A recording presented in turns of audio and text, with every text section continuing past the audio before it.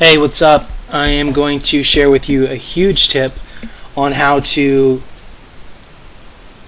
stop people from opting out at least by 50%, if not more. And here's how you do it in Aweber. When you're in Aweber and you look at your list, click on, and first off, this is not my idea. I learned this from a guy named Adam Nolan who did a product called Ultimate Sales Funnel, which was a really good product. And then also he learned it from a guy named Mike Cowles, who knows where he learned it from. But bottom line, if you go to personalize your list, what you're going to do is you are going to put something here for company branding, and what you're going to do is you're going to fill in the URL to another list you have, which is going to be your list that you're going to have them sign up to instead of your list. So why is it that most people opt out of your list? Because they're getting a bunch of emails from everybody else, or they feel, rightly or wrongly, they're getting too many emails from you. So you are going to say, okay, you know, I'm probably thinking maybe you're getting too many emails from me. This is when they opt out. That I'm going to put you on a once a week list. And this is going to be, I'm going to treat you like gold once a week. Please stay on this list. So what you do is you are going to set up another list.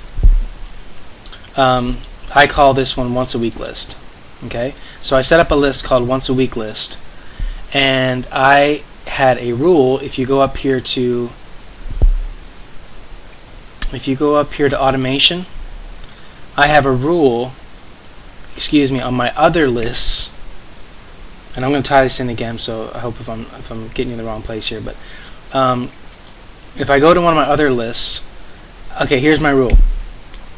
Unsubscribe from this list when user subscribes to my once a week list. Okay, so when someone goes to opt out, they're going to get a message that says, hey, please join my once a week list. If they join my once a week list, they're automatically removed from this list, because the last thing you want to do is have somebody subscribe from your list that you're sending more of them to, and then you keep sending it to them. So number one, you have to set up under my list a rule under automation that says if they join this new list, which I call once a week list or whatever you want to call it, unsubscribe me from that original list. Okay, number one.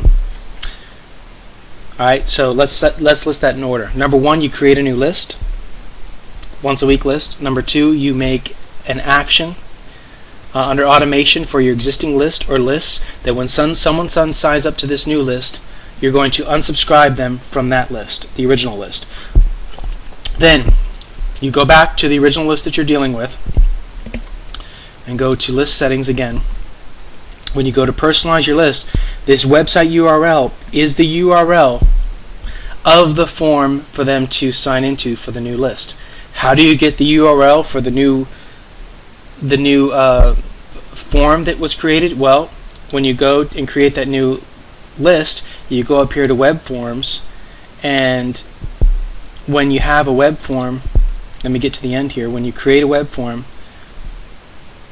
and you go to the end here, you have an option here that says have Aweber host my form. You just copy this link, and when you click on this link, I want to show you this link.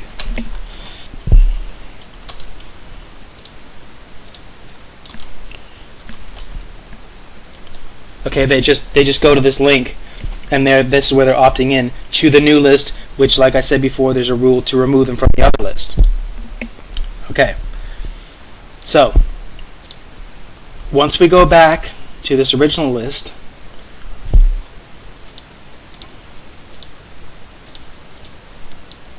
let me go back to the list settings. And I lost so many subscribers. I feel so stupid not having this originally. But what do? You have to move forward. So you put in the website URL that I just showed you for your new list, and then you also upload a logo, and that logo says, hey, this one says please wait. And what I said before, you know, you're probably wanting to unsubscribe because I'm sending you too many emails. Please click here for free access to my private members area or my once a week list, whatever it is. So when they go to the unsubscribe page, they're going to see this picture above the fold.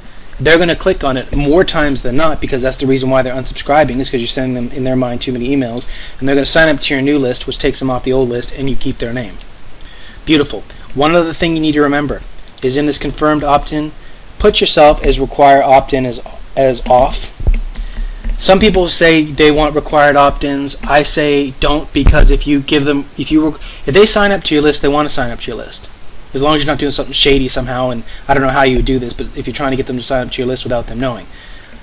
But if you put in an opt-in, then most people, or a percentage of people, they'll not go to that second step and opt in, because that's just too much of their time to spend another 5 seconds to try and do that. So take the require opt-ins as off, in my opinion.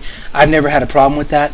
And because if you have this as on, and it sends them to a confirmation page, then it shows that picture, and it looks really bad. So have this as off. Number one, you're going to get more people sign up to your list, which is awesome.